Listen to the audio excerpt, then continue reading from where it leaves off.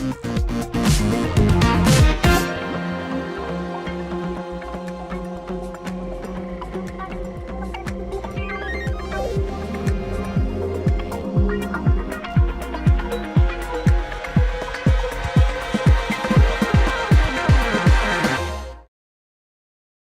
morning, everybody. Welcome to the party. Today is Thursday, August 21st, 2025. This is episode 946 or so of your Simply Cyber Daily Cyber Threat Brief podcast. As usual, I am your host, Dr. Gerald Auger. And over the next hour, if you're looking to get the, juicy bits on the top cyber hits, stories, news, threat intelligence, those insights of what's going on in our industry and the larger macro picture of our society, while also going double click down deep into the stories to understand exactly what value you can get from these stories and apply it to your job to drive cyber risk reduction. That's what we're doing here, and that's what we're going to be doing for the next hour. We do it every single weekday morning of the year, and it's all about good times. So welcome to the party, people. Get comfortable. We got a great show for you today. Going to be joined by Haircut Fish at the mid-roll for your Simply Cyber meme of the week. Every single day has got a special one, and Dan's going to be cooking up a hot, fresh take for us this morning. Unique art, the way he develops it's all about good times. I want you to know every single episode, my friends, of the Simply Cyber Daily Cyber Threat Brief, that's a mouthful, is worth half a CPE. So say what's up in chat, grab a screenshot, file it away once a year, count up the screenshots, divide by 2, you got CPEs for days. Kayla Sturgeon did the math. You can get up to 120 CPEs. My friends Kimberly Can Fix It from the beach, Augusta Delgado, Mara Levy and the Weezer crew, West Coast love like Wade Wells, Elliot Matisse, Phil Stafford, Base Case, all up and down the coast cooking. We got a big Arizona contingent, Michigan, Detroit, Rock City, Marcus Kyler and the Yeet crew. Shout out to Nerman making a very generous donation to Simply CyberCon, supporting the cause. More about Simply CyberCon coming up tomorrow. Guys, I am loving it. All about good times. So great to see everybody this morning. Before we get into cooking, let me just give a quick little love and shout out to the stream sponsors, starting with Antisyphon Training. Guys, I've told you all week this week, you gotta know it. Next week is Blue Team Summit. Half the speakers at Blue Team Summit are Simply Cyber community members. Blue Team Summit is a free 4-hour, 5-hour cybersecurity conference. It says Blue Team, but whether you work in GRC, Red, or you're an aspiring student, you will get value from this conference. Believe that. Plus, the networking is always good, and it costs $0.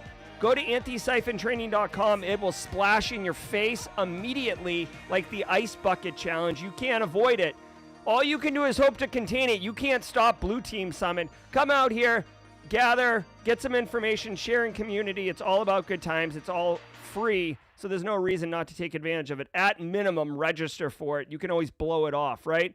Hey, I want to say shout out and holla to Barricade Cyber Solutions as well. You guys know Barricade Cyber. Eric Taylor doing the daily, the Tuesdays jaw jacking. Guy lives in the trenches. The team at Barricade Cyber can do incident response, but what they would like to do is get you sorted out on the left of boom side, the protection side, so that you don't have to call them. You don't have to have the worst day of your life. You don't have to run backwards through a cornfield without pants on. You picking up what I'm putting down? Fortify365.com is where you got to go.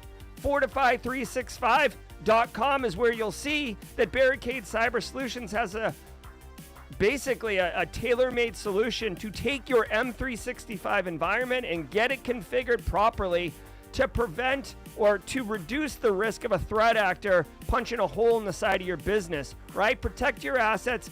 M365 can do a lot of things, and if you don't properly configure it, you're inviting trouble. A lot of, low-hanging fruit. AI and automation scanners can find these misconfigurations. Don't be a statistic. Go to Fortify365.com today and have Eric Taylor get you sorted out. All right. I also want to say mad love to, you know what? We'll do delete me at the mid-roll. I feel like delete me at the mid-roll is good. And then we'll do I did reload the Threat Locker ad since I deleted it yesterday. Guys, hey, if today's your first episode, drop a hashtag first timer in chat. Marcus Kyler, I don't know if you'll get any love for this, buddy, but I posted on LinkedIn right before we went live. Go check my LinkedIn post out. Little homage to Tribe Called Quest. Joe Hudson called me to the carpet, so I answered the call. Very, the Gen Zs might even call it cringe, but yeah, Marcus Kyler, check out that LinkedIn post. Guys, every episode is worth half a CPE. Drop a hashtag. Obviously it's half CPE. Say hashtag first timer in chat. We have a special sound effect, a special emote, and we love welcoming our first timers into chat. Guys, let me just tell you, it's great to be here. Tomorrow, I'm traveling tonight to Columbia. I'm going to be speaking at the SC Kick event in Columbia, South Carolina, along a lot of other great practitioners. I'm going to see some friends there as well. Paul Imey from Soteria, who's also agreed to, Soteria has agreed to sponsor Simply CyberCon, first official sponsor. I'll be seeing him later tonight at the speaker event. So high fives across the board, but we will have Team Sippy Cup tomorrow. Believe that, Space Taco. So I know you'll enjoy that. All right, we got some first timers in here. I love it. It's great. Let's hear from Threat Locker really quick, and then I'm going to melt your face with the top cyber news of the day. Come on now. I want to give some love to the Daily Cyber Threat Brief sponsor, Threat Locker. Do zero-day exploits and supply chain attacks keep you up at night? Well, worry no more. You can harden your security with Threat Locker. Worldwide, companies like JetBlue trust Threat Locker to secure their data and keep their business operations flying high. Threat Locker takes a deny-by-default approach to cybersecurity and provides a full audit of every action allowed or blocked for risk management and compliance. Onboarding and operation is fully supported by their US-based Cyber Heroes support team. Get a free 30-day trial and learn more about how Threat Locker can help prevent ransomware and ensure compliance. Visit threatlocker.com/dailycyber.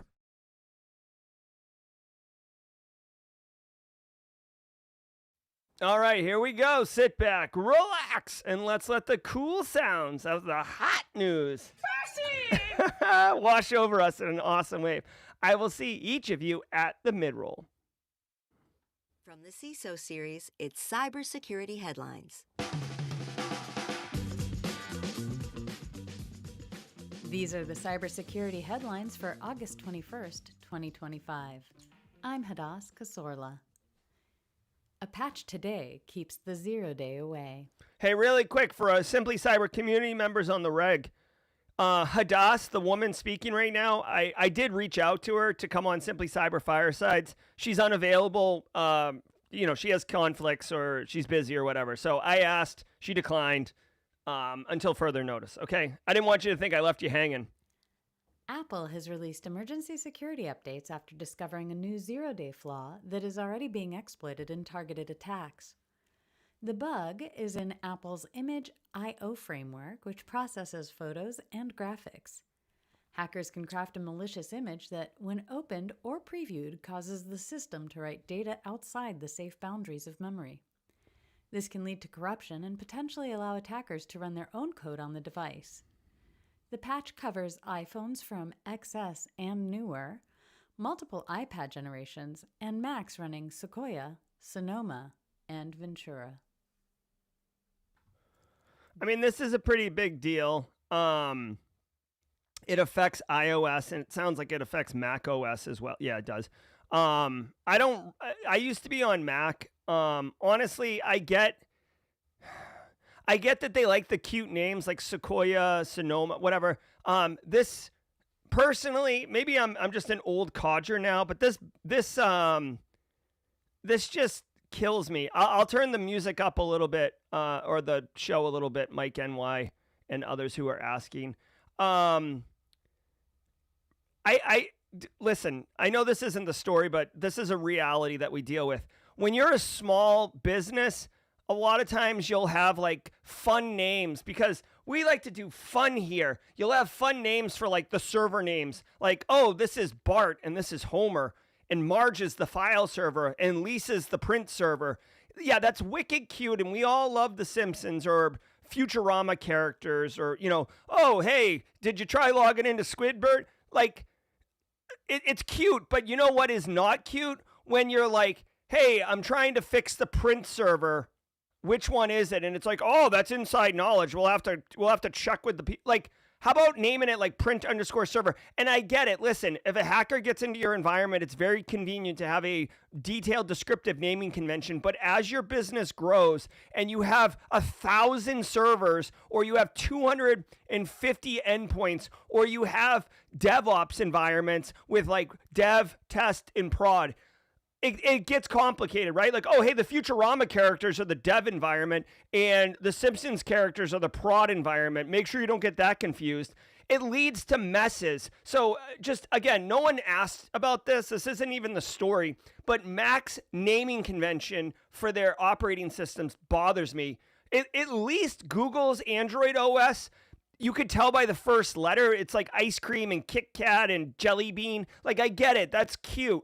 At least I know that Jelly Bean is the successive operating system iteration over ice cream. And Kit Kat is the success. Like, I understand that. This is just nonsense to me. And unless there is some type of friggin' new method to the madness, and I just don't know it. So iOS, you know what they do? iOS 16.1, 16.2, 17.0, 17.3. I can follow that. Major version numbering in minor version numbering. So please, software developers, system administrators, domain admins, can you please try to use naming conventions that make sense? Or, version control that makes sense? All right, thank you for coming to my TED Talk. Now let's talk about the actual issue. If you're running Apple devices, which many executives are, I strongly encourage you to get this updated. My phone, my iPad, my phone, etc., is set to auto patch. So when I wake up in the morning, it's like, hey, Jerry, 2 thumbs, you're all patched. Good to go, right? Now, that's fine for an individual. If you have a fleet of iPhones that you're trying to manage, you may need to use you should be using some type of mobile device management solution. I think it's been a minute since I dealt with it, but back in the day, Jamf, Jamf, used to be like the solution for handling that type of stuff. Just make sure your stuff's patched again. If you have decent network access control, you can shun. We spent some time talking about shunning. You could do posture checking on devices and shun them if they're not on a current version. You want to get this sorted out. Now, I do want to point out, this is an extremely sophisticated attack, as it says. This is an example of essentially like it's not a buffer overflow because you're not overflowing the buffer, that aptly named buffer overflow. You're just able to write out of memory. So really quick, without getting super in the weeds, when you basically load code into memory, it allocates space, right? And this is a frame. And then you use a stack pointer to kind of point to the top of the stack, and then an instruction pointer to execute down. And then you... Did we just become best friends? Yep. Nerman with the super chat. iOS update froze my iPhone on the your iPhone update pop-up. Had to force restart with volume up, down, and side button. Thanks for the heads up, Nerman. If you are experiencing the same issue as Nerman, he's got the solution here. Restart, volume up, down, and side button. Hopefully your phone's good to go. All right. Cool. All right. So basically, this is sophisticated because Apple... Did we just become best friends? Yep. Nerman with the super chats left, right, and center. Good to see you, Nerman. Thank you. So here's the deal. The reason it's sophisticated is because Apple definitely has control flow guard type defense mechanisms in their iOS to prevent threat actors from being able to manipulate the instruction pointer, which is essentially what we're talking about here. Writing to memory, and then being able to control execution of memory is controlling the instruction pointer, right? Moving it to where you want to go, jumping around.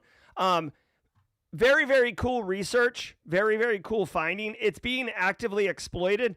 This is one of those ones that, to me, this is one of those vulnerabilities that gets discovered in an exploit that gets written by like some NSA skunkworks type place that it's like NSA hackers that have like left the agency and spun up a little 3-person company down the road, from Fort Meade in like a strip mall. Like that's who found this. Again, I'm not saying that's exactly who found it. I'm just saying, it is it's that level of sophisticated. You're not kind of finding this like by accident.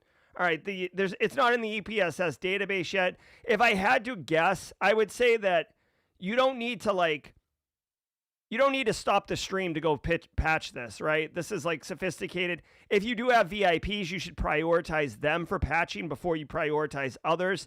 Make sure you get all the devices. Some people, like VIPs, they'll have multiple iPhones, multiple iPads, etc. You don't want this getting out there and lingering, okay? So if you are going to educate your workforce, I would definitely recommend you don't tell them about out-of-bound write exceptions and remote code execution. Just tell them their iPhone's going to get hacked if they don't patch it, period, right? Again, when you're speaking, when you're doing education, when you're communicating, you've got to take the audience into perspective on how they like to be communicated to and what words matter. And you have to answer the so what question. If I say, hey, Aunt Dorothea, Apple just announced there's an out-of-bound write exception on iOS 16. She's going to say, she probably will just glaze over her eyes. But if she could put together a response, it would be, so what? Like, what? I don't even know what that means, right? So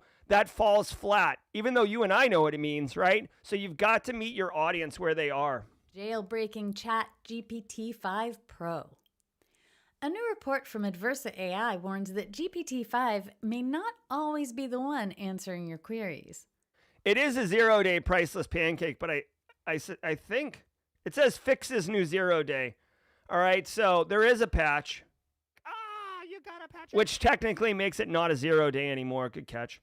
Instead, an internal router nicknamed PromiscuRoute sometimes diverts prompts to older or smaller models of GPT to save costs. Researchers found that certain words or structures in a prompt can cue the router to hand requests to these weaker models, where old jailbreak tricks still work.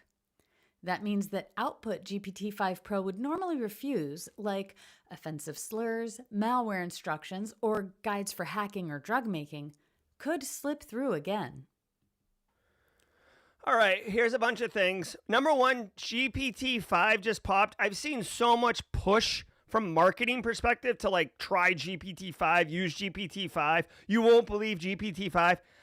I don't know. I don't know if it's like AI fatigue or something, but like I don't care. Like, okay, like GPT-5, like when I load Chat GPT, I just want it to be the newest version and like, let's go. I don't care about this. Okay. Security researchers, bug bounty people. AI is hot, right? There's where's my sounder? Here we go. That Hansel's so hot right now. All right. Isn't there a song called Promiscuous? Is that who sings that song? It's like, it's a female who's like, is it Nicki Minaj or Britney? I know I'm all over the map. There's a song called Promiscuous, like Promiscuous Girl or something like that. Oh my God, even my voice cracked there. Yikes, I guess it's a day to be rapping. Anyways, AI and LLM research is a thing. This is a server-side forgery request like flaw. So if you're interested in this, this is a huge area of opportunity to become kind of an expert or kind of dude, this happens every once in a while. When cloud first came out, it's Nelly Furtado. Thank you. I'm being corrected here. Nelly Furtado. Way to go, cyber community. Hey, can we all Mrs. Auger is not watching the stream, I guarantee you. Let's just keep this to ourselves that I just sang that, okay? Let's not go wide with that. All right, when cloud came out, it like reset the clock on everyone. I had been working in the industry like 15 years and I was new to cloud. AI is the same thing. I've been working in the industry 20 years. AI is new. So if you just started, you have the same like basically starting line as me, right? Obviously, other practitioners probably can move a little more agile because of their experience, but this is a huge area for you to get in. And this OWASP Top 10 lays out all these different areas. I bet you if we look at it, there will be kind of a server-side request forgery type. Oh my God. type 1. And this is an example of it. So essentially, the idea here is if you're using, this doesn't matter to you if you're using ChatGPT 5.0, okay? Like, this doesn't affect your APIs, your scripts. None of that crap gets impacted. What this is a problem for OpenAI because people can abuse and circumvent GPT-5 to get to other models. That's all it is, okay? So this is an OpenAI problem, not a me and you problem. The thing about vulnerabilities is that they stay vulnerable. A hacking group known as Static Tundra, tied to the Russian State Security Service Division responsible for hacking and digital espionage, is exploiting the 7-year-old Cisco Smart Install remote code execution vulnerability to break into networks around the world. The flaw affects Cisco iOS and iOS XE devices with the Smart Install feature, and despite patches being available for years, thousands of unpatched or end-of-life systems remain exposed. Investigators say the hackers are targeting telecom, higher education, and manufacturing sectors in North America, Europe, Asia, and Africa, with a special focus on Ukraine and its allies since the war began. Once inside, they harvest configuration files, alter settings to maintain backdoors, and even deploy implants like Sinful Knock for stealthy, long-term access. All right, so a couple things here. One, Cisco Talos is doing the research. Cisco Talos, Joe Marshall's over there, Nick Biasini. They do great work, and they are, like, literally, they're involved in so many organizations worldwide that they have, like, legit telemetry to base these ideas and insights off of. Next, Cisco iOS software. Cisco iOS, really quick, if you're old like me, iOS was the original. Like, Cisco owned iOS. I have no idea how Cisco didn't sue the pants off of Apple, because Apple iOS, right? Apple lowercase iOS. If I say iOS to someone, they probably think Apple. Cisco was there first. Anyways, this is the main operating system. So this isn't a version of a Cisco appliance. This is like their networking operating system. It's a 7-year-old flaw. The fact that this is getting exploited 7 years later irritates me. You are so dumb. You are really dumb. For real. All right. Now, what's interesting to me here is if you work in higher ed, manufacturing, or telecom, which is 3 critical infrastructures, in North America, Asia, Africa, or Europe, which is basically 4 major continents, okay? I guess Russia's all set with South America right now for whatever reason. So this is such a wide swath. It's ridiculous, dude. Like 3 major industries across 4 major continents. So it probably would have been easier if they outlined who's not impacted by this. But let's see. They're saying, so 2 things. One is Talos believes this is similar to the same attack that Salt Typhoon did to attack U.S. Telecom in 2024. If you remember, end of last year, telecommunications in the United States got bamboozled. Like the top 9 telecommunication companies got pwned by allegedly China. Hey, Rhonda Rummerfield making a big announcement.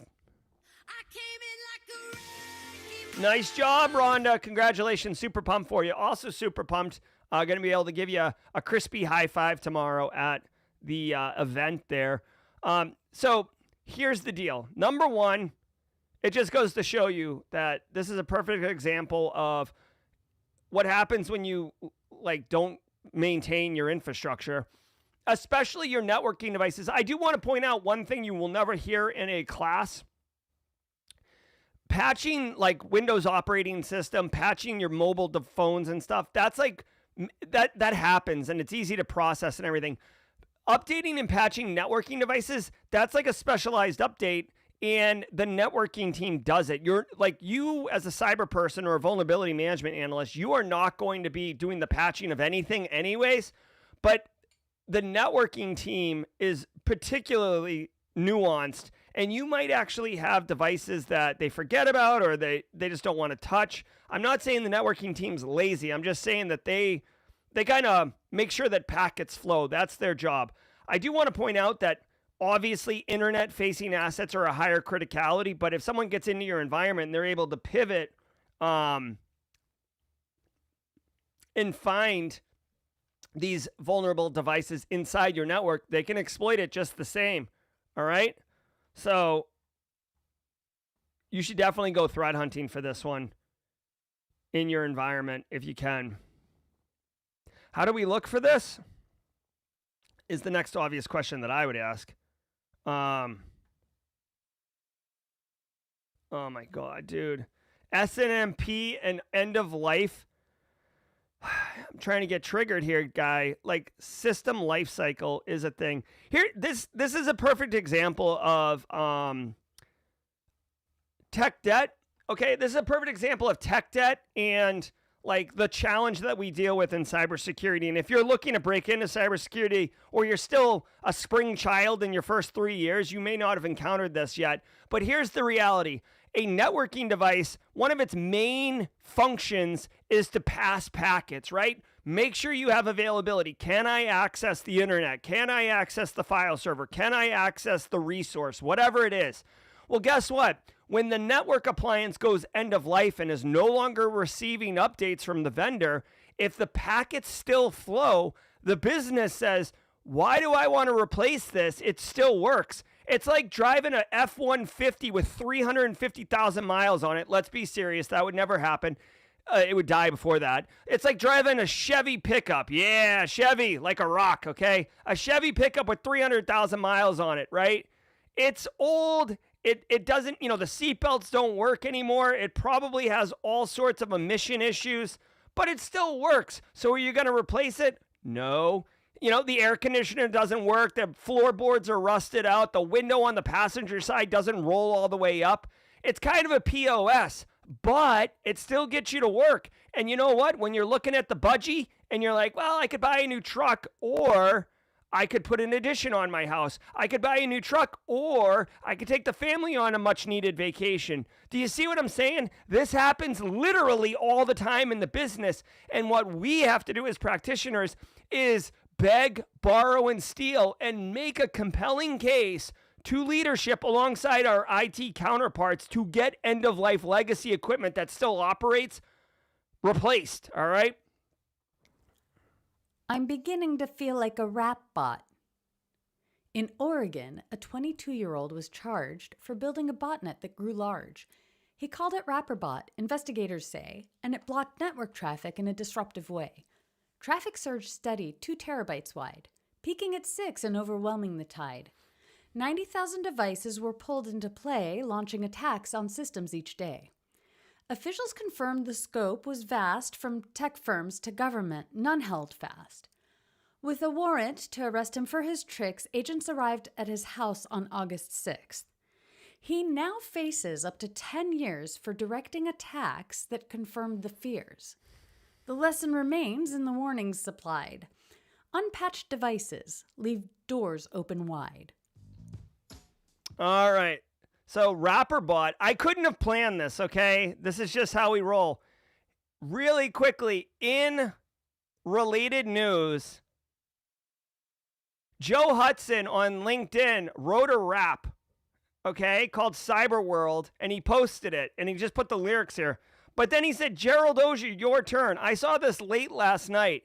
I scurried out to the studio, hunched over my phone, and I wrote a response rap. Okay? Oh, you just saw it there. So if you're interested in Joe's rap or me making an effort to put together a rhyme about how I feel about cybersecurity alongside that jazz-infused hip-hop culture, Tribe Called Quest, you can catch my rhyme. And I just want everyone to know I tagged Tyler Ramsby. Now, Joe Hudson and Tyler Ramsby are definitely talented musicians, and I am not. But you know what I'm not going to do? not put it out there. I'm going to show my work because this is how you make progress. I just want to show everyone. So if you're interested in that, go check it out. It's just a fun little thing. It's not really supposed to do anything other than be fun, okay? All right, so this kid, 22-year-old out of Oregon, somebody calls Sierra Montgomery and Nick Barker. There's an Oregonian loose, okay? And they basically made up a wicked nasty botnet for some reason. Had 18,000 victims across 1,000 ASNs. Wow. 370,000 attacks. Now, something this large, I would assume, was infecting devices and making them bots themselves. I don't know why he called it wrapper bot. I'm trying to see what the point is here. Yeah, there's a strong likelihood there's millions of victims in terms of infected IoT devices. I haven't even seen it yet. If I had to guess, this is not a completely original piece of code. I would suspect that this individual started with the Mirai botnet and escalate, and then, improved upon it from there. What a goober. Dude, bad OPSEC. Law enforcement found him because he linked his PayPal account to the botnet's hosting provider. Oh boy. All right. Yeah, this dude got served and yeah, and that's it. So there you go. A super big threat that you didn't even know about. It's all set. All right. Oh, play it here, Mara Levy? Maybe. I don't know how to share the audio from my We'll do it during jaw jack and Mara. We'll give it a shot, okay? I will blush. I will blush if I do play it live in front of all you guys. Very exposed. Huge thanks to our sponsor, Conveyor. It's Thursday. Have you been personally victimized by a portal security questionnaire this week? Most solutions just give you a browser extension to copy and paste answers into, still leaving hours of manual work. With Conveyor, you don't have to slog through it yourself. Just open the portal and Conveyor's AI will scroll through each page, find the questions, and fill in answers for you, start to finish. See how at www.conveyor.com. All right. Hey, just really quick, going back to this individual who had his PayPal account connected to his malicious infrastructure. You are so dumb. You are really dumb. For real. All right. Excuse me. Here we go.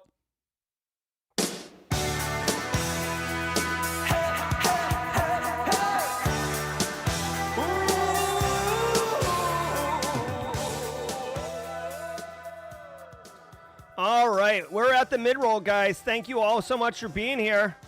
Genuinely appreciate all you. Alpha Sierra, Mara Levy, Patrick Moss, folks over on LinkedIn, Space Taco, ZMF. So many friends, so many community members, people I haven't even had a chance to meet yet that I'm looking forward to. Tech Grunt, LeGrot, Nicole, what's cracking? All right. Really quick, I do want to say thank you to the stream sponsors, Barricade, Antisyphon, Threat Locker, and Delete Me. Let me tell you about Delete Me really quickly. Delete Me makes it easy, quick, and safe to remove your personal data online at a time when surveillance and data breaches are common enough to make everyone vulnerable. Data brokers make a profit off your data. Your data is a commodity, and anyone on the web can buy your private details, which can lead to identity theft, phishing attempts, and harassment. But you can protect your privacy with Delete Me. As someone with an active online presence, privacy is really important to me. I have kids, I have a wife, I have a personal life. I love sharing with the community and the greater internet at large, but that doesn't mean I want everybody like showing up at my house or being in my house or doing anything sussy sus, right? Especially if you don't like my hot takes. I just dropped hot bars on LinkedIn. Maybe someone thinks I started a beef with them, right? And they want to take it IRL. So privacy is wicked important to me for those reasons. Take control of your data. Keep your private life private by signing up for Delete Me. Now at a special discount for our listeners, get 20% off your Delete Me plan when you go to joindeleteme.com. Go to joindeleteme.com/simplycyber and use promo code simplycyber at checkout. The only way to get 20% off is to go to joindeleteme.com/simplycyber and enter code simplycyber at checkout. That's joindeleteme.com/simplycyber, code simplycyber at checkout. Yo, every single day of the week has a special segment, and I am so delighted that for years, Dan Reardon, the haircut fish, good friend of mine, fellow moderator, also of the Simply Cyber server, and just great community member, he puts together a custom meme. Now, for this week, I want to point out that I teach as faculty at the Citadel Military College. You may not know that because we've been in summer session, but school is starting back up. So the fall session is going to be starting next week. I'll be back to school, which will kind of impact the show a little bit. I'll be transparent about that later on as it gets closer. But Dan wanted to recognize this, and here we go. School is in session, people. I give you your meme of the week. There it is. There you go. Thank you so much. Thank you so much, Dan. All right. While we let that wash over us in an awesome wave, let's go ahead and let Alpha Sierra and the drum majors put together a little beat for us as we get our la la la la's on. If you're a first timer here and you don't know what to do, just close your eyes, bop your head, and say la la la la alongside the song. It'll just feel right. Let's go, let's go, let's go.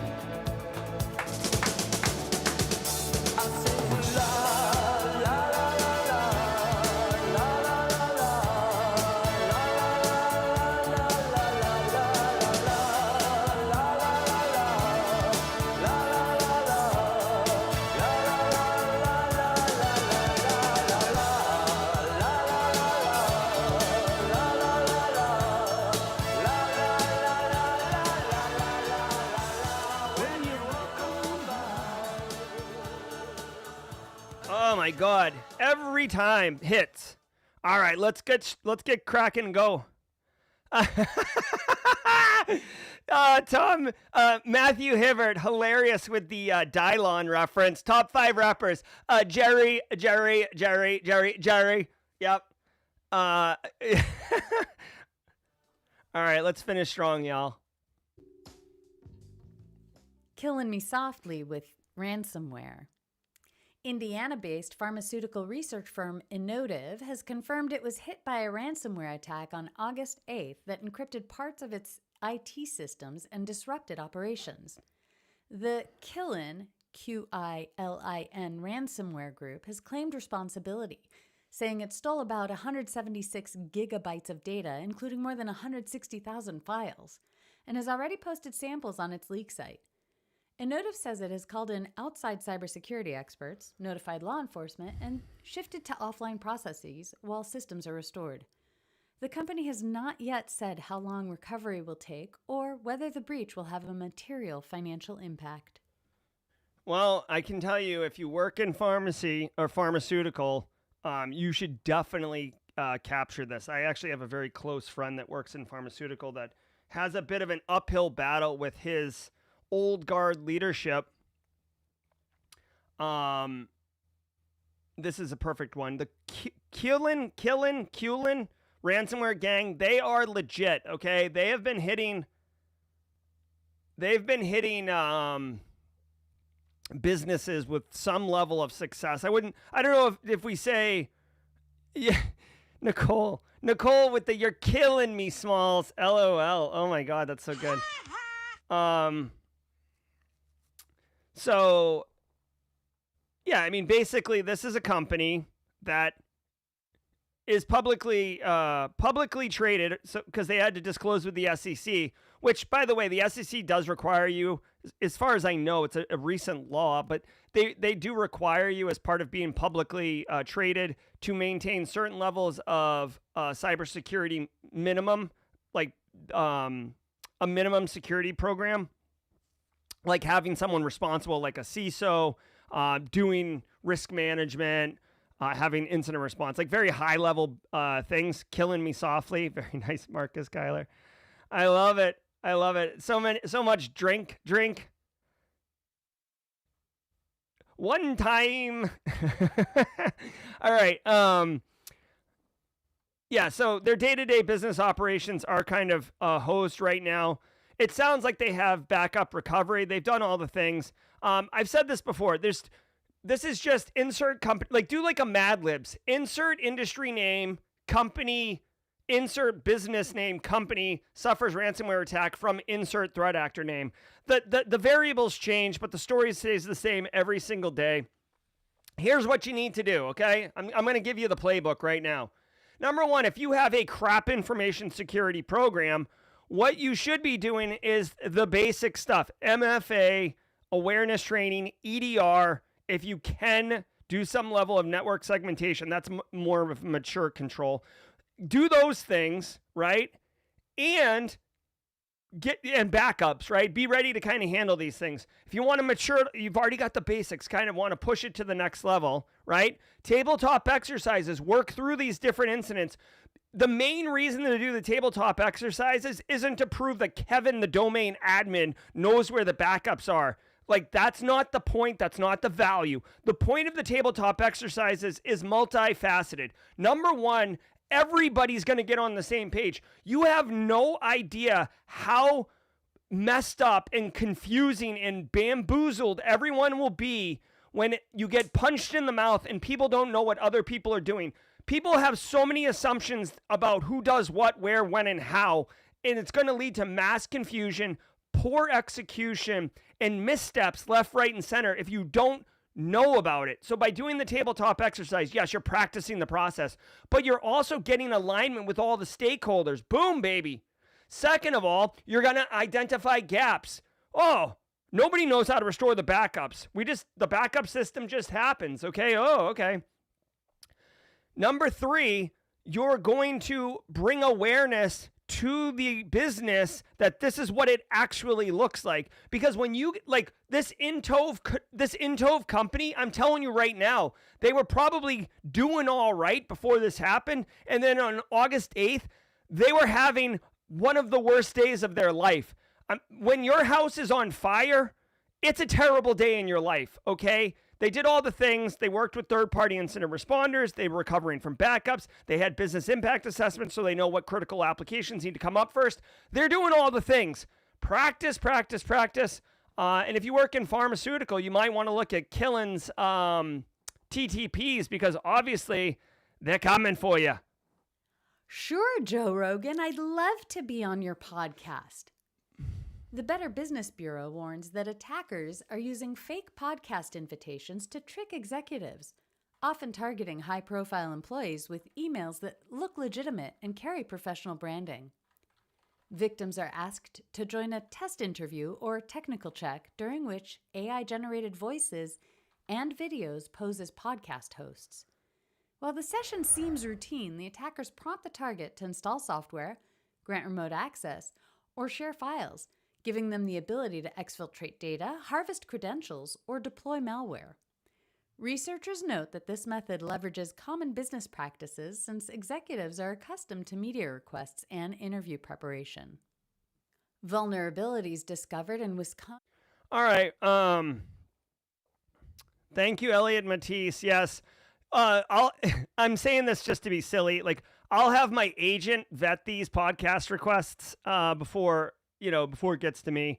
I will tell you this. Okay, so this is an interesting attack example. I can imagine that this is an attack paradigm that will continue to grow. And by paradigm, what I'm saying is right now it's executives being targeted. But I can imagine this being weaponized in a way where, like, hey, security researcher, hey, faculty at, Stanford Research Institute, hey, senior level government official, we're putting a conference together. We have a podcast. We're doing something, right? And we want you to speak to it. There's a financial compensation, a little sweetener. We'll promote it out, like whatever it is, right? So there's an incentive. It seems credible. And all things, at the end of the day, they're trying to get you to install malware. This is literally no different than, hey, I've got a really great paying job that you're perfect for. Do you want to apply to it?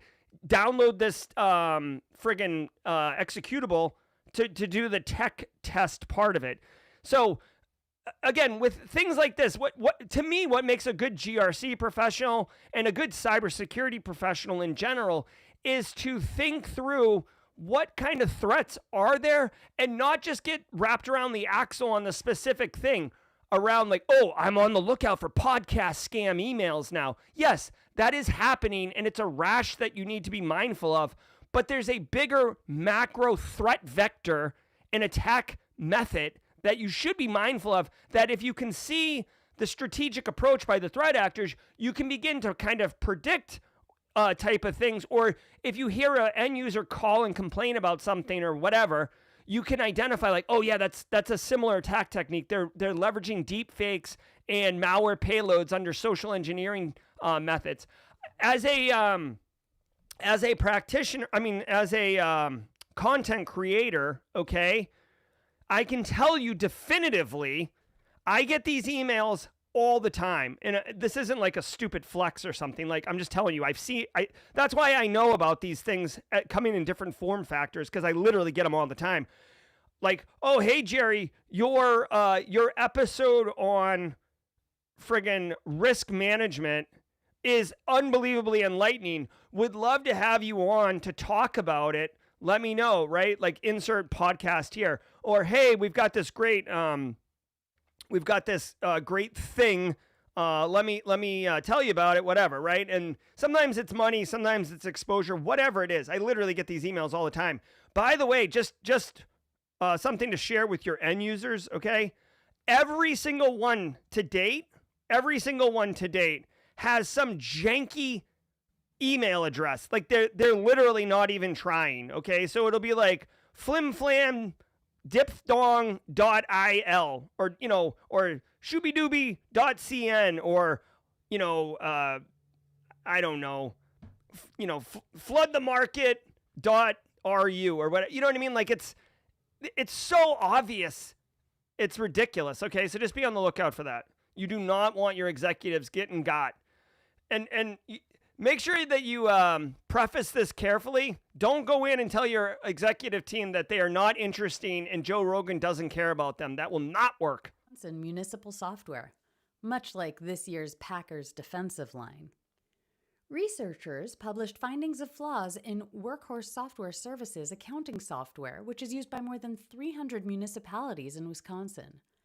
One vulnerability involves storing SQL Server credentials in a plain text file on shared network folders, while the other allows creation of unencrypted database backups directly from the login screen.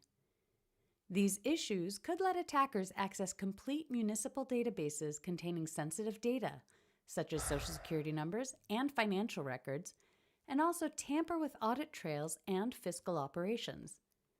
Threat actors could use these weaknesses to commit identity theft, disrupt municipal functions, or manipulate financial oversight processes. What in the hell? So I gotta tell you guys, okay. Really, I'm getting the meme really quickly, please. This is just, I hear this story. This is what I see. Oh my God. Why can't I? Why does it try to get me to download this thing? I don't want to download it. I want to just freaking show it. Hold on one second. Key and Peele, substitute teacher, tenor. Okay. Okay, like, here, we can mix it up. I'll do this one today. Okay? This is what's going on in my mind when I read this story, okay? Listen, I'm a business owner, okay? I try to, be legit. I try to deliver value. I try to be a good citizen, all these things, okay? And running a business is difficult, okay? This company, Workhorse Software, has 310 municipalities in Wisconsin alone as clients, okay? Their solution that they have sold and probably making a lot of money on. Hold on, I gotta see how much this company's worth. This is insane that this is happening. Can we make a guess on how much revenue this company makes? $5.7 million in the second quarter? So like $20 million business? Catch me outside. How about that?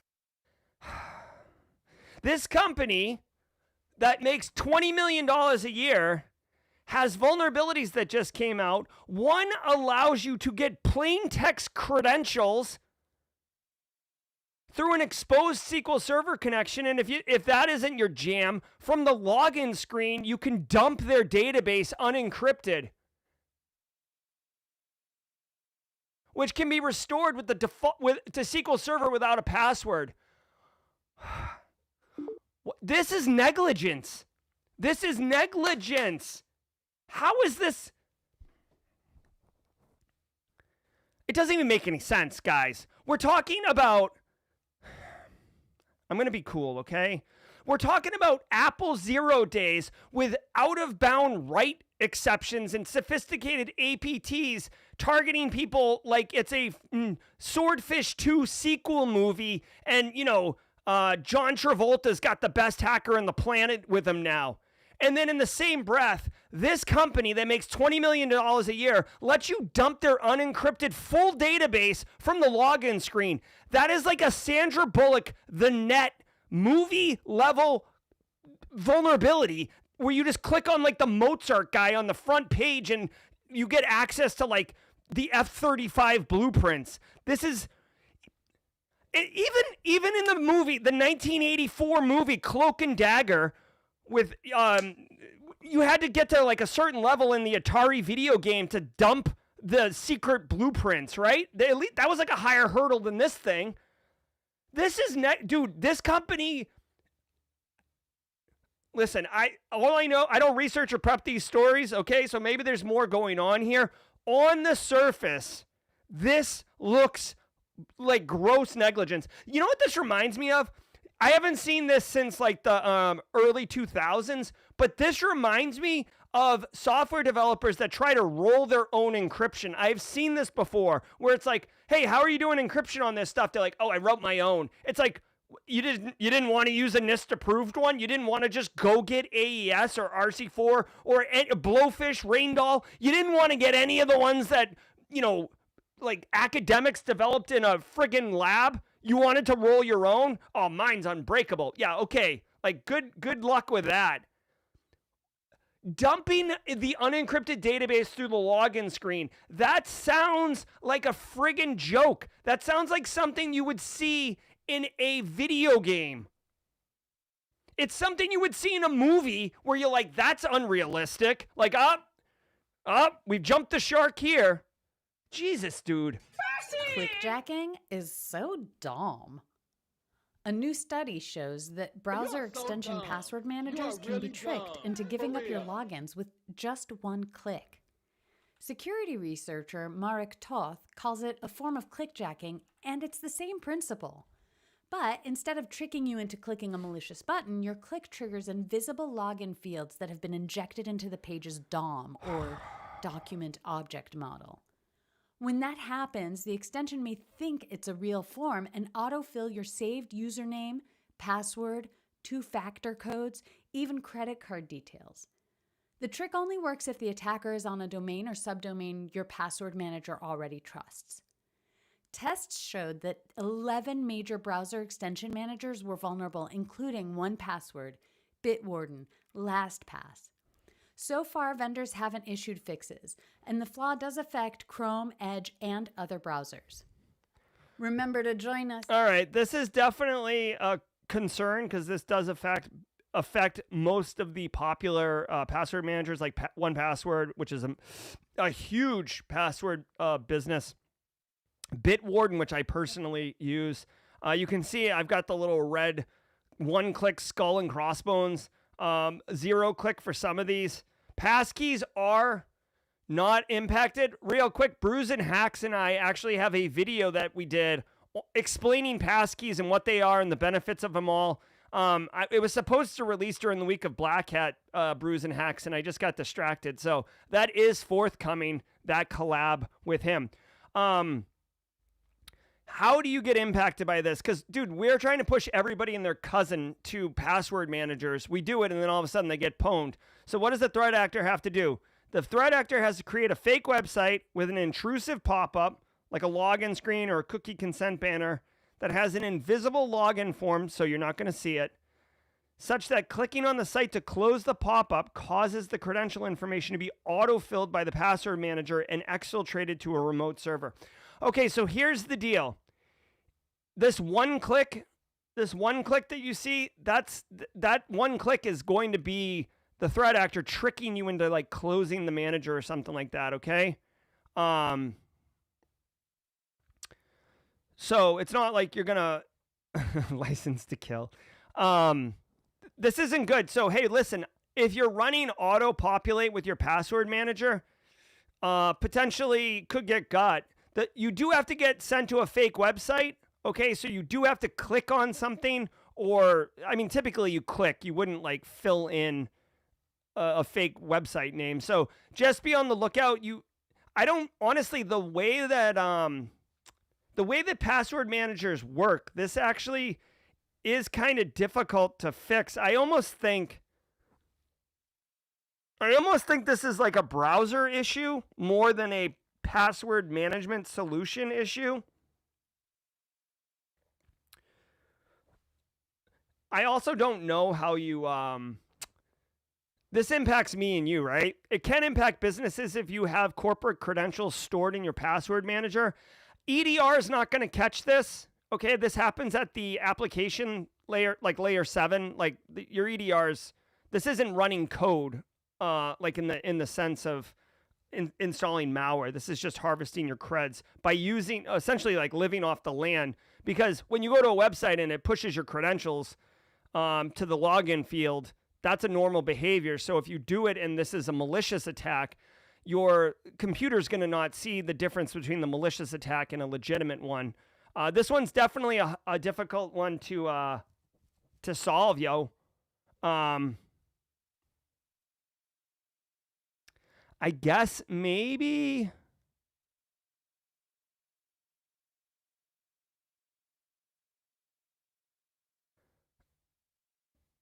Yeah, it's a cross-site scripting vulnerability. Yeah, see, I think that this is usually like the web server problem.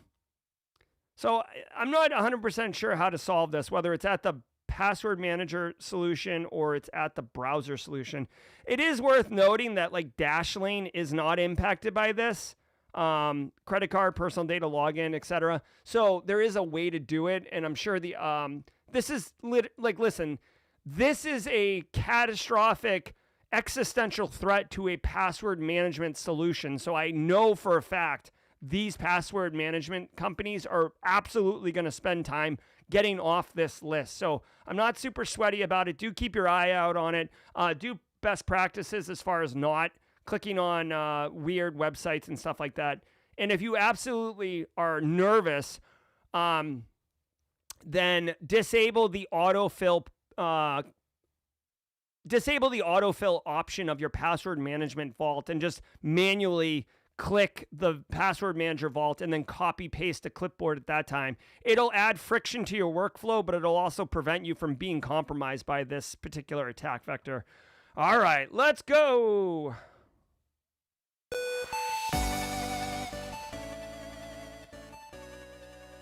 That is your daily cyber threat brief, friends.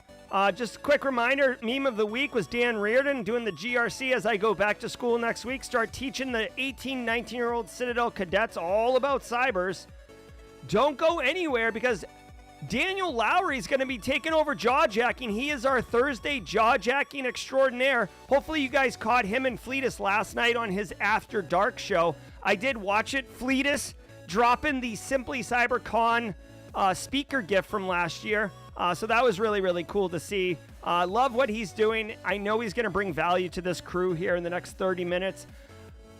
Thank you all so very much. I know I did mention the rap bars I dropped on LinkedIn. If you did listen to it, I hope you enjoy it. If you're wondering, it is from the Tribe Called Quest We Can Get Down song I rapped over.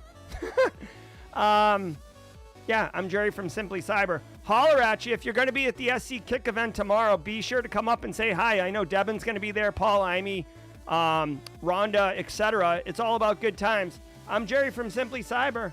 Until next time, stay secure. Remember, don't go anywhere. Daniel Lowry's got you covered. Let's go. Ever wonder what it takes to break into cybersecurity? Join us every weekday for Jawjacking, where industry experts answer your burning questions about the cybersecurity field. Live, unfiltered, and totally free. Let's level up together. It's time for some Jawjacking.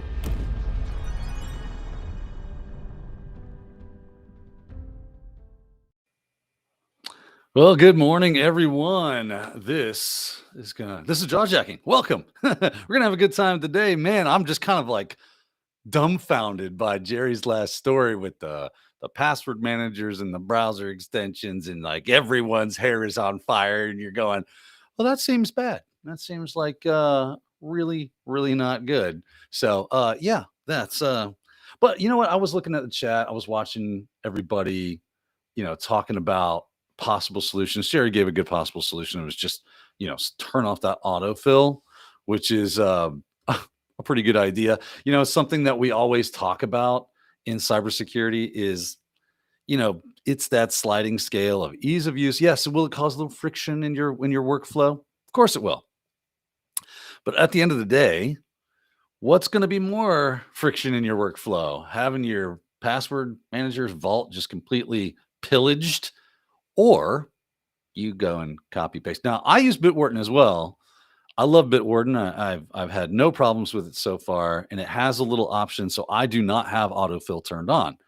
I've never turned that on. I used to have LastPass back in the day, and then of course they had all their little woes and troubles, and I was like, okay, let me looking for something else, and I never went back to an autofill solution after that. But Bitwarden has this little button that says fill. So you don't have to necessarily hit the copy paste button every time. You can just hit the fill button when you're ready, and then it fills. So maybe that's a good way to go. Also, the whole idea of it seems to only affect, obviously got to do some more research into this, but it seems to only affect the browser extensions. And so maybe the desktop applications, the mobile applications are safe from this. It does seem to be that way. So very, very cool stuff. All right, everyone, like Jerry's letting you know, if you have a question, put a big Q in front of it, slap that monkey in the chat. This is what this is. That's what Jawjacking's all about. It's an AMA, right? You come in here, you got some cool questions, or maybe you got some interesting thoughts and that kind of stuff. You put that in the chat. We check it out, and then we go for it, right? We try to get those things answered. Jerry's in the back. He's watching. He's looking for that stuff. He's going to pin it for me. And then, of course, now I'm forgetting. Jerry you told me there was a way that when you pin something, I can see it. I don't remember where that is now. Let's see here. Guy Fawkes. What would your thoughts be if one were to tell you that cyber is a marketing term and not a field of study? That's funny. All right. He's letting me know exactly how to do this here. Okay. Thank you, Jerry. He's just letting me know. He's got me on the back end. So let's just get the conversation going. I mean, this is a really cool conversation. We tell people all the time that they should be using password managers because it does make life a whole lot easier. We don't want to have janky passwords. We don't want to be using poor password policy, and password managers make that a much easier lift, especially for the average everyday Joe and Jane out there just trying to use a computer, because that's life. You've got to have that. It's not like an option really for most people. So you got to be on the lookout for that. So I hate that is something you got to worry about. But yeah, you got to do your due diligence anytime. All right, we got some questions. Let's start off with this one right here from Roswell, UK. Loved your intro to virtualization the other day. Thank you. I'm so glad you enjoyed that. I put my best effort into it, so I'm glad to hear that it was appreciated. Appreciate the deeper dive into the network settings too. Ever considered doing the class it with both VirtualBox and Workstation Pro examples? Yeah, that's a great question. I love this question, actually. So that class, the impetus, the thing that got it actually to be created was Zach was telling me that Antisyphon, when they do their live training or they do classroom training, a lot of people would come in and not really know how to use virtualization very well, which was like shocking. I'm like, where you're taking a cyber class, you're taking SOC, core skills, you're taking cyber deception or something like that, and you would think you have some of those basic foundational skills of operating systems, of networking, and virtualization's been around for quite some time, and it is something that we rely heavily on. So I would think that as you've moved through those technologies in your everyday life as an IT person, someone who's either an enthusiast or a professional, I'm thinking to myself, that's an interesting quandary. That's an interesting problem that you seem to be experiencing. And he was like, could you make some videos that walk people through how to use that stuff so that we don't have to answer so many questions all the time?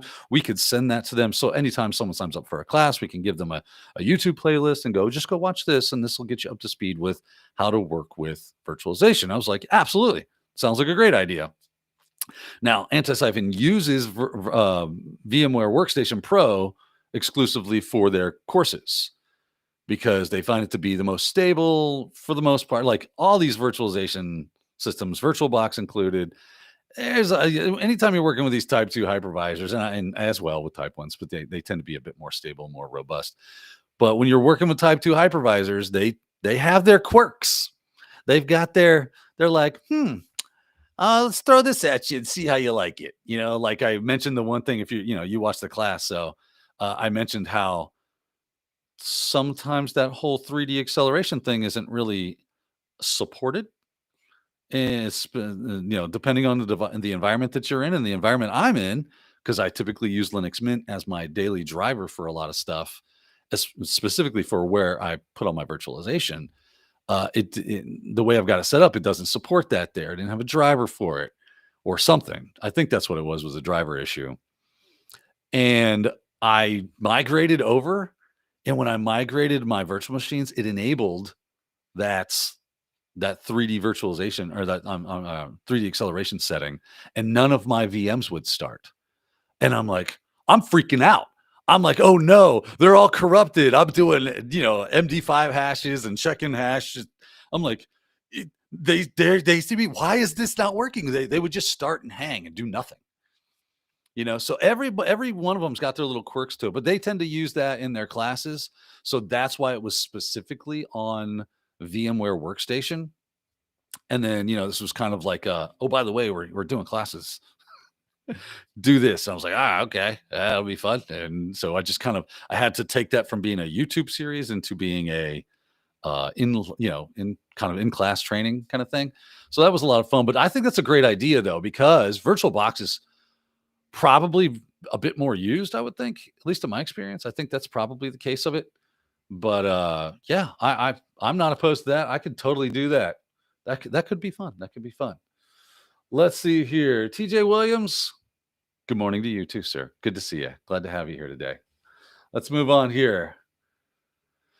This is from Guy Fawkes. Love the name, by the way. I love that Guy Fawkes name. I used to watch a show called The Invisible Man on Sci-Fi, and the main character's name was Darian Fawkes. And yeah, I always like that spelling. What would your thoughts be if one were to tell you that cyber is a marketing term and not a field of study? That's an interesting thought. I've never thought about that. Is cyber a marketing term? If it's not properly, if it wasn't per se created as a marketing term, it definitely got appropriated as a marketing term. So I would absolutely agree with you at that. I mean, there is such a thing as cybersecurity though, right? Like we get that. So that's just an interesting thought experiment right there to say, is it just a marketing term? Has it just evolved and become that now, where the only purpose in it is to sell things, appliances, solutions, and things of that nature? Has the idea of cybersecurity from its inception kind of moved away from being something that we do into something that we buy? That's a great question. Very, very thought provoking. I'd have to mull that one over. You know what I mean? I'd really, I wouldn't want to give the hot take on that is sure. Yeah, sure. I can see that. There's a definite philosophical argument to be made that that is the case, which is unfortunate because if that is the case, right, that we're not really trying to solve these problems, we're just trying to band-aid them enough to make money off of it. Ooh, man, you're kicking a hornet's nest right there, man. You are starting a couch fire and walking off into the distance and going, "Mwahaha," and twisting your mustache because that is a crazy, crazy thought. I am going to think on that some more, but thank you, Guy Fawkes, for the cognitive dissonance, right? And I'm like, I'm in my head at this point. I'm going to have to really think about that and do some research and come up with an answer because I honestly don't have a good one for you right now. So we're going to move on, and I'll keep thinking on it. But thank you again. Moving on. Let's see here. Silence Poet asks, any advice on getting better with some of these administrative tools GRC people use, like Power BI, Excel, etc.? Mainly just use AI to figure them out. That's a great way to do it, honestly. I mean, if you get really good at prompting AI and you're very specific about certain aspects of where your trouble's coming from, and you have the ability, I think that the best way to use AI to do these kind of things, and by the way, I have no qualms or problems at all with you using AI as kind of a expert in the room with you about X, Y, or Z, right? Because otherwise, yes, there is some interesting things that happen when you organically kind of go start searching the web, old Google style, and following links and reading articles and looking at knowledge base papers and walkthroughs and tutorials and things of that nature. And I still think you should do that. I absolutely think you should do that. I mean, if you're talking about Power BI and Excel, Microsoft does have some resources out there in their knowledge base that will kind of help you understand these things. But it's putting it together in a quick, like direct manner where AI really excels. You'll see what I did there? Excel, right? By the way, if you do learn Excel, don't tell anyone. You keep that's hush hush key thrown away. Because someone finds out you can do Excel, you're teaching classes. Every pivot table anyone ever needs to learn or know about or have done is coming your way. So just keep that in mind, which is why this guy does not know how to use Excel. So I learned that early in my career. You know Excel? No, I don't. I've never heard of it. What's this Excel of which you speak? Sounds interesting, but no. So that is something that you keep on the down low if you absolutely do know how to use Excel. But so there you go. That's going to be how it kind of goes. Some of these things don't have a lot of, if once you get into more line of business software or third-party solutions that are a little more esoteric, a lot of them don't even have training online. So it can be interesting to try to find access to good documentation or things of that nature. I've literally run into this where we ran this line of business software, and every time something was wrong, here I am in IT. People would call, I'm trying to use this and it's not working. I'm like, okay, let me call the company, because that's what we do, because we don't have. And then they would send trainers out to train us in person on the software. Of course, that doesn't cover everything. And then they would want you to come take training at their headquarters once a year. And I was like, well, where's access to the documentation? Do we get a course book? They're like, no, you have to take only written notes. They knew that was their secret sauce or whatever. And that was the way they were going to continue to make money, was through training and problems and troubleshooting and all that stuff. So it was like, ugh. So I feel your pain. I feel your pain, but it sounds like you're on the right track. Of course, look for courses as well. Plenty of different places. You might want to check out something in the Simply Cyber Academy, see if there's anything in there that is specific to that. If not, I know Jerry's probably going to be looking for stuff very similar. Because knowing things like Power BI and having just basic Excel and Word and PowerPoint kind of training cover the gamut, right? You gotta have knowledge in all these things. So I think this is a great question. Documentation. So if you're playing around with any of these things, just start looking in the docs and then use AI to kind of sort through the noise, if that's that's helpful at all. All right, let's see here. Moving on. Steve Young says, Daniel Howard, do you remember Windows Virtual PC? I do, but I don't think I used it very much. I think that I was a VMware user for quite some time. And then VirtualBox, when it came out, I was like, oh, that's cool. But yes, I do remember Virtual PC. I didn't really get a lot of hands-on with it because I was probably using different virtualization at the time. And it was like, what's the point? And I never did get into like Hyper-V that much either. It didn't speak to me. And it's probably because I already cut my teeth on other stuff. And that can be something that happens, right? Like I'm an AWS. If you start talking cloud stuff, I'm very comfortable with AWS. I'm not so comfortable with Azure. I'm not so comfortable with GCP. Is that a weakness in my skill set? Sure. And now I need to go and fill those gaps in. I'm not saying I got to go become some sort of master of all those things. I just need to be more familiarized with them because I just tend to live in AWS because that's what I'm most comfortable with. That's where I invested my time and effort. So that's where I want to live, but got to be well-rounded. So, I mean, it's a weird turn this little question just took. Thanks, Steve. Appreciate the rabbit trail. For me, that was not your fault. That was all me.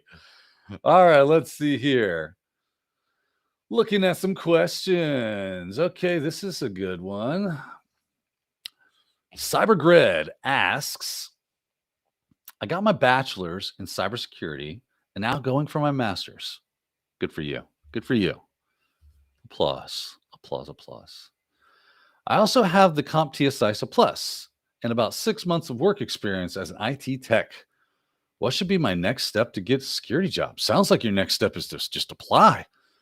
Yeah, I mean, you've got experience, you've got a relevant certification, you've got a degree, you're going for a higher degree. You sound like a catch, my friend. I hope you are applying for jobs at this point in time. And now it's just the hack of getting into your first role, getting into those jobs, of doing the hard work, of putting yourself out there, networking with people, coming to things like this and talking with people, letting them know I'm ready to get to work. If anybody knows of a position that my skills would benefit them, I would be more than happy to have a conversation. This seems to be where you're at. Now, of course, you're going to go start looking at job posts. You're going to do that kind of stuff, start job hunting and find, those jobs that fit where it is you're trying to go. Obviously, you seem to, with CISA Plus, it seems like where you're going is something like a SOC analyst, get that level 1 SOC analyst thing kind of going on for you. And that would be a great first step for you. It used to be just like the best job to get as your first cyber, but there's also like, AppSec and things of that nature. You can kind of start really panning out. I would also, hopefully, I didn't see you mention anything about home labs and building and doing other things and kind of like creating the walkthroughs and building your own tools.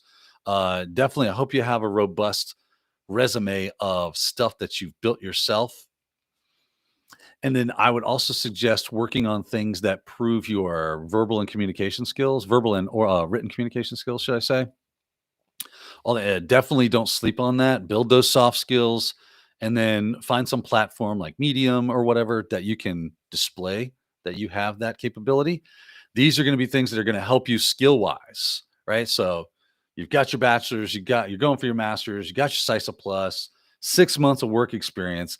And I don't know where you're at as far as your work experience goes, but I'm assuming you're in a help desk or workstation support type of role.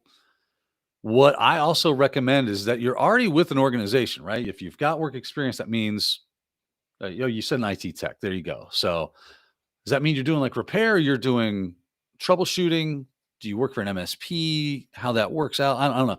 But you definitely need to start telling whomever how interested in cyber you are. I've told a lot of people this advice, and I've had a couple of people get back to me and tell me that it was the absolute right thing to do. And now they're the head of whatever, or they're in their dream role as a blank cyber professional.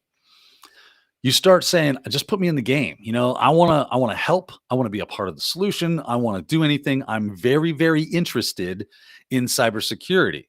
I'll continue to do my role as an IT tech, but if there's ever a case you can bring me in and let me do the grunt work, let me crawl under floorboards, let me pull cables and put them back in, and I'll pull it again.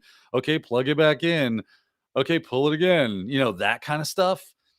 And, just hanging out and lending your services to them, saying, I'm in this. I love this stuff, and I just want to be a part of the show and gain some more experience, specifically in cyber. Well, guess what ends up happening with that kind of thing? Now, maybe this doesn't apply to you, but maybe it does, right? So that's why I got to give it, because yes, this question is directed to you, but other people are listening and it could benefit them as well. You got to let people know that you're excited about it, and to ask them questions about them. You got to make it about them as well. What do you like about this job? Hey, what's the hard part about doing this? What's the stuff that you really don't like doing? Because I'm willing to get in there and take that off your plate. And then if a role comes up within the organization you already work for, guess who the first name they're going to think of is? Hey, we need to bring CyberGrid over here. We finally have a position open. CyberGrid is number one on the charts. They're going to want to cover you because you've already built the trust. They already know how you work. They already know that you're excited. They already know that you're passionate about it. And it just would make sense. And even if they don't come up with a role, they may know people in other areas, because everybody's got friends, right? Everybody's got friends, and I'm sure they've got 1 or 2 or 10 of them that work in the same types of field. And maybe they know, they're like, oh yeah, we were having beers the other night, and Billy was saying how they really could use a new guy to come in, or girl, and work on be a part of the team. They're looking for that next candidate. We need some help here. And they're like, well, you know what? We got CyberGrid here, and I'd hate to lose him, but we don't have a spot where he can move up. Let me tell him. You mind if I pass him your way? Let me tell him to connect with you. That's how a lot of people get a really good job or get their first job. Doing that, of course, go to cons, go to meetups, start a group, be a part of course, in your local community. These are all ways. Make your own, right? No, you could totally do that. Have a side hustle of doing cybersecurity work. Act like a little MSSP or whatever, or do security awareness training for organizations. There's plenty of stuff you can do. Freelance for nonprofits. You get more experience, then you can put that on. Like, you start to see how you can build this up. Yes, it takes a lot of work. Trust me, I know. I've been there, and in some ways are still there.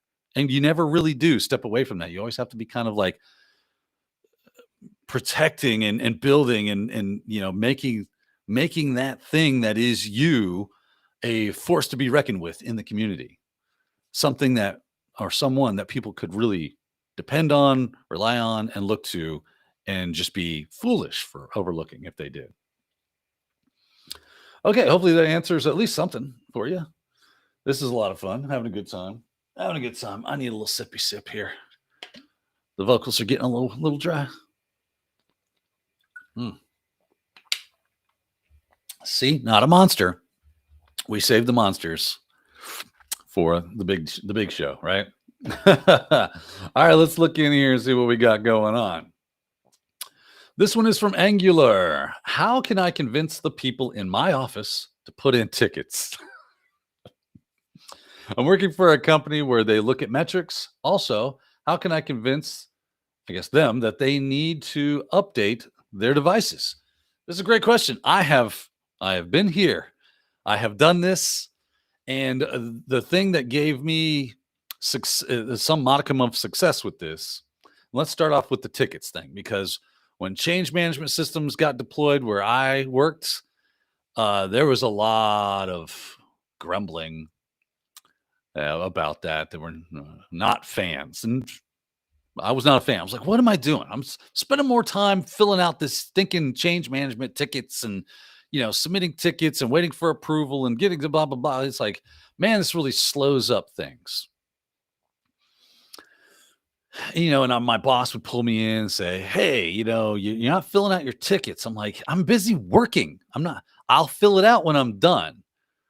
And they're like, that's not what we want you to do. I'm like, that doesn't make sense to me. It seems like once the work is done, I write you what happened, how this works. Now, I'm guessing also that you're getting a lot of people that are just bypassing the whole ticketing system when they have an issue and going directly to your phone or whatever the case is. And when that comes into play, you have to say, and just as kindly as you know what? I want to help you out as much as I can. But if you don't fill out a ticket, I get in trouble, right? It dings me negatively. So please just really quickly jump in the ticket system, create a ticket, and then I can work with you. Because that helps me out. I would really appreciate it. And then I will do everything in my power to solve your problem. And I'm in it with you. We are in this together. Your problem is my problem, and we're going to get it taken care of. So letting your users know and make them really feel that you are on their side and you're not just trying to push them away, and that the ticketing system isn't just there to make it difficult for them to get support. It's there for a good reason. And get that buy-in. You got to get their buy-in. And you can do that a lot of ways by saying, you're helping me. Could you do me a favor? Because you're asking me to do you a favor. You don't say that, obviously, but they get that that's, kind of how this works. Especially if you start saying like, it really is a negative for me in my job role if I don't get these tickets and I don't get them filled out. So please, if you would, put that in there, and then we can just get to work on this. And from now on, just go through that first, and then you can call me, right? Hey, I submitted a ticket. Okay, right. Obviously, you'd have to, weigh the pros and cons for telling me that they can call you, and then convincing them to update their system. You say, I need you to trust that we have your best intentions in mind, and if something goes wrong, we can fix it. Okay? I need you to trust us to do our jobs well. I know that you do your job very well. I also know that you're not perfect at it. Neither are we. And mistakes will be made. It's most likely never going to be something that's catastrophic. Like it's over. This is the world has ended. You and all your data have gone to the big bit bucket in the sky. That's just unlikely of a case. So when you see that, just go ahead. Feel free. You do not have to fear updating this machine. And know that if it does do something janky, we'll roll you back. We'll get you squared away. If you're following all our policies and you're doing everything that we've asked you to do, we should be able to restore you back to working order in a fairly, reasonable amount of time. So you can have confidence that when you see you have updates ready, that you can apply those. Just find yourself a good stopping spot, hit that apply button, let the computer reboot or whatever it needs to do, and you'll be good to go. Again, all back to that idea of buy-in of your end user. Okay? Letting them know you're on their side and you've got their best intentions in mind goes a long way with them. All right, I got time for one more question. And then we got to call it a day because we are almost time to pop it over to, I think, James McQuiggan's. Right? No, I'm sorry. It will be the Cybersecurity Mentors podcast is going to be next, if I'm not mistaken. So that'll be cool. Let's see here. Kyle, what's worse? Compliance without consent or consent without compliance? Oh, you had to make this the last question of the day. You crazy, crazy kooks. Okay, let's see here. Compliance without consent or consent without compliance. I'm going to go with... I'm going to go worse is compliance without consent. Pros and cons on both sides. And you pack me into a corner. I'm not a big fan of having things done without my consent. So like when the FBI kind of pushes out updates to your Soho routers or whatever and go, we did it for your good. Yeah, you did. And I get that. When Microsoft goes, hey, we're just going to brute force these zips in your in your email. It's like, no, you're not. Don't do that. That's not your place. I'll handle myself, right? I'm good. There you go. That's my quick and dirty answer for that. Obviously, there's a whole lot more layers to that onion, but it is time to give it back and to kick it on over. Everybody, have a great day. Thanks for joining us. And until next time, keep hacking.